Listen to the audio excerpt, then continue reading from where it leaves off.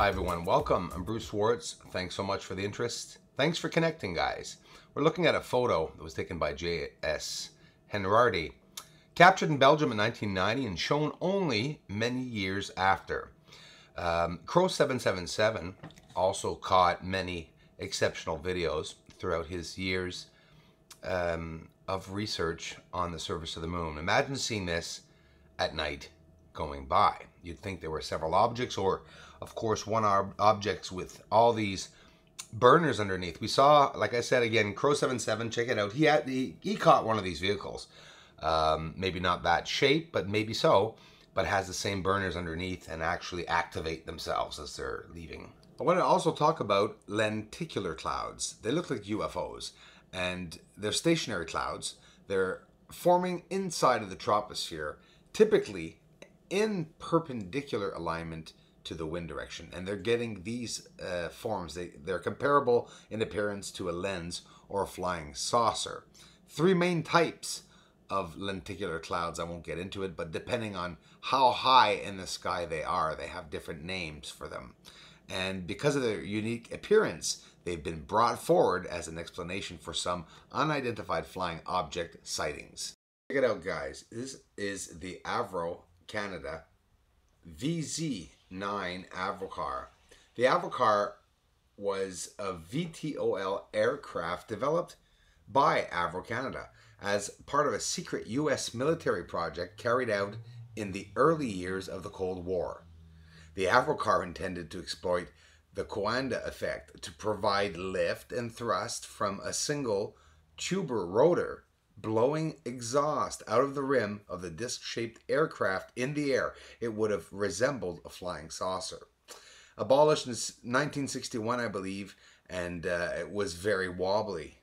It was supposed to be designed as military combat aircraft, very high altitudes and very fast speeds.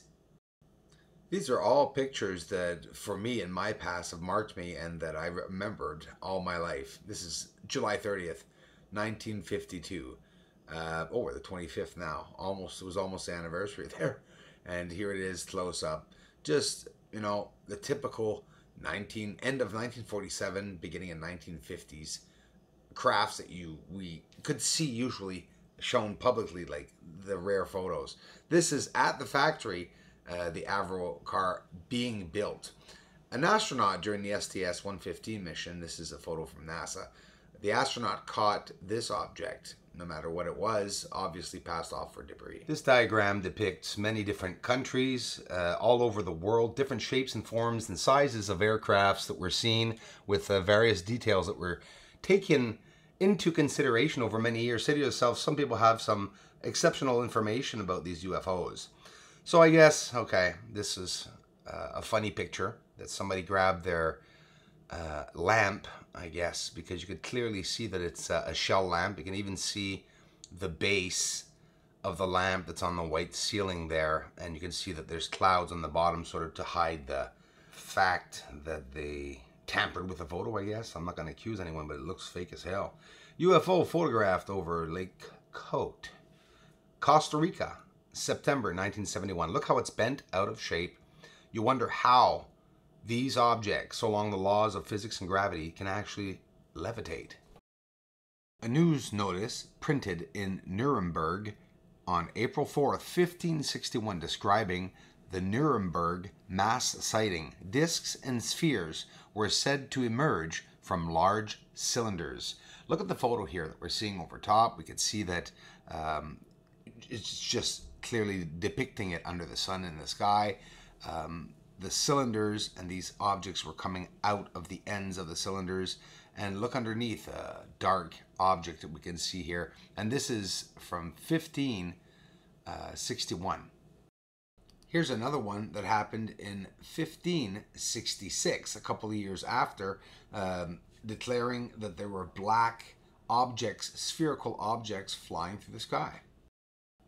Here's an awesome one, an old postcard from the beginning of the 1900s that we see a UFO on this postcard.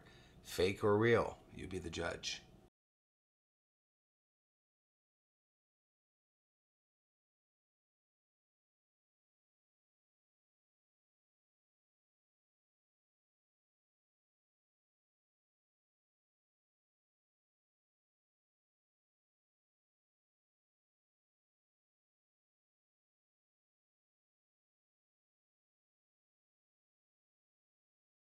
today a very popular, secretive, hidden military base. I don't think it's very hidden, Area 51.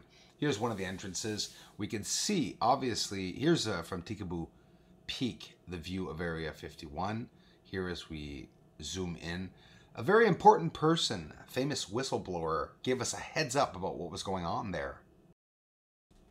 Bob Lazar claims to have worked on reverse engineering extraterrestrial technology at a site called S4 near the Area 51 test facility, and that the UFOs use gravity wave propulsion. This is powered by the element 115.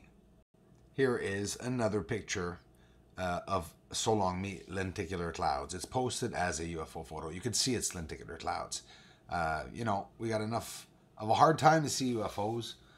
People are always joking around, but seriously, they're interesting clouds. They really are interesting clouds. And to watch them form, they're just exceptional. You know, check this out. Egyptian hieroglyphs, maybe helicopters, airplanes, UFOs, boats? I don't know. This is Egyptian hieroglyphs, and obviously on the walls there are depictions of animals, objects.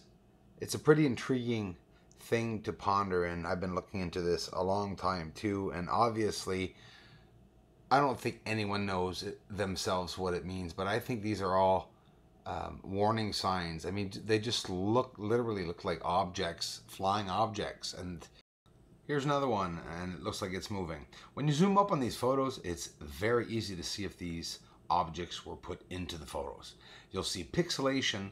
If you stretch the photo, you'll also see squares or lines or cutouts, and this one looks original. But again, not easy to find out which pictures are real or not just by looking at them. You sort of have to edit some of them and look into them a bit more in detail. If any of you have UFO videos that you'd like to share with the world and you'd like me to post them for you, giving you full credit, of course, I'd be more than happy to take a look at them and to post them for you. I'm going to try to get a data bank of sightings from around the world. When I get a bit more known, hopefully more people will start sending them in.